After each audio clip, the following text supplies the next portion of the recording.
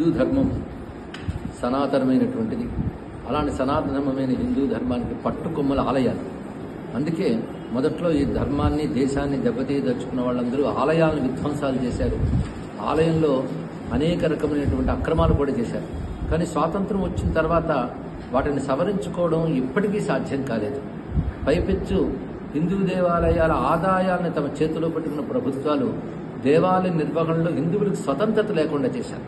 మరొక బాధాకరమైన అంశం ఏంటంటే హిందువులు ఈ విషయాన్ని నేటికి తెలుసుకోలేకపోతున్నారు.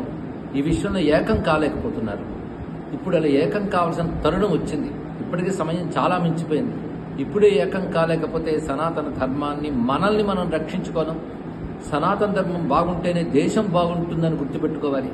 అందుకే దేశం సుభిక్షంగా భద్రంగా ఉండాలంటే సనాతన ధర్మం బాగుండాలి. సనాతన ధర్మం బాగుంటే దేవాలయాలు రక్షింపబడాలి. దానికి ఉద్యమిస్తున్న విశ్వ హిందూ పరిషత్ వారితో విశ్వవ్యాప్తంగా ఉన్న హిందువులందరూ ఏకం కావాలి. దానికి ఇప్పుడు విజయవాడ సమీపంలో నిర్వహిస్తున్నటువంటి బహిరంగ సభ ఏదైతే ఉన్నదో అది విజయవంతం కావాలని కోరుకుంటున్నాను. ముఖ్యంగా హిందువుల ఐక్యత ఏమిటి అనేటువంటిది ఈ సభ ద్వారా ప్రకటింపబడి నిజమైన హైందవ శంఖారావం దద్దరిల్లేలా మారుమ్రోగాలను కోరుకుంటూ ఈ కార్యక్రమం విజయవంతం కావాలని, హిందూ జాతి సమగ్రంగా జాగృతి పొందాలని కోరుకుంటూ స్వస్తి.